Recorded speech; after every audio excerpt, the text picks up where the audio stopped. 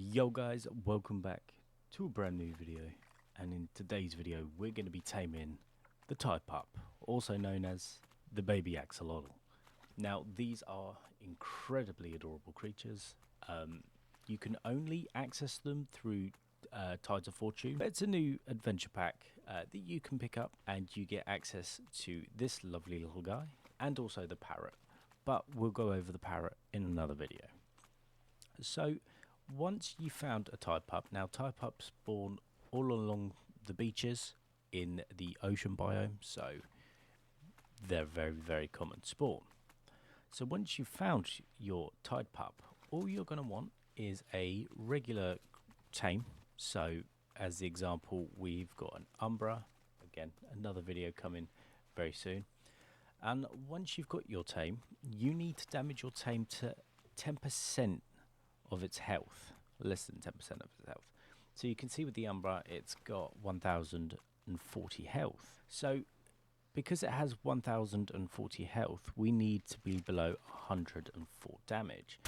So what you're going to want to do is you're going to want to damage your creature. Now it doesn't have to be an Umbra, it can be anything. I have done this on official. And I have done it with a Dillo, so you can do it with multiple creatures, as long as it has reasonable health. And once it's low enough, the axolotl will do a little animation where it heals your companion. Now, its favourite kibble is regular, so you can see that was just one. It was an instant, but every time you do that, so every time your creature goes below that 10% threshold, I want to see if we can catch it again. Okay, give it one more bump. There we go, that's the animation. He'll then get tired, and then all you got to do is feed him some kibble, prime meat, raw mutton, regular meat, it doesn't matter. All those meats work. So that's how you tame a Tidepup, super simple. Now once you've got your Tidepup and you put him on your shoulder, you'll notice that there is an icon over in the right hand side that is like a little DNA type thing. So what you've got to do, so this is how you're going to evolve your Tidepup into the large Tidepup, like the one we have over here. So to get your Tidepup from its small form to its big form, you have to evolve it. Now to evolve it, you need to damage yourself as the player, and you've got to do it for a minute. It's going to take a minute to do. Now while doing a bit of testing on this, I did find out that when you've gone into the axolotl settings and you've gone to increase health buffer threshold, this isn't referring to your health per se. So as you can see, I have 900 health, as this is a single player, and we were just testing. So what that little piece does, that's what we wanted. What that actually does is it heals you for the set damage amount that you take. So if you take more than 100 damage, you're going to heal for 100 damage. So as a showcase here, so you can clearly see the axolotl is on 100 for health buffer. So as soon as I jump down and take 100 health points, I instantly get the regenerative buffer, which will heal me back up for 100 health, and then some extra health on top. Super cool ability.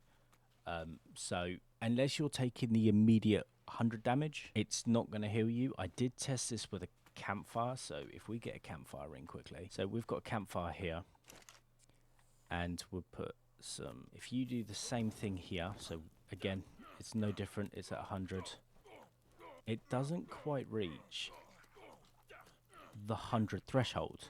So no matter what, you're not going to heal from the damage that you take here. It hit 96. It doesn't seem to hit 100. It must hit the equivalent to what your buffer is. Now, if I did it to 50, on the other hand, and we went again, As soon as the damage hits 50, it's back up to 30. So as long as you're taking at least 100 damage within a quick concession, the Tidepup's guaranteed to heal. Now, after a while of doing this, so you've got to wait about 30 seconds for the buff to fade off before you can go again. So the more you do this, the more chance that you will slowly build up your meter in the corner. So as you can see, we've got 2.5%, and then you'll have to go another few times. And it's going to take a minute to do. So it's not like a 1-2 thing, a 1-2 try, damage yourself, heal. It varies, so just keep that in mind. It's going to take a while. So if you're looking to get the larger axolotl, I'd definitely sort of take your time in doing it. One thing I do want to know is if you happen to die. Now this is a big thing. So if you happen to die and your axolotl dies as well, your axolotl will not die permanently. So if we accidentally, oh no, the Tidepup's killed, it has a little icon that says it's cocooned itself, and then this little ball will appear. So once you go into the inventory, your little axolotl thing is here. So the little sprite, its soul, if you will. If you drag it onto your hotbar, it has a little timer. And it says Tidepup cocoon lifespan, 29 days, 33 hours. Time to form, 29 minutes, 42 seconds.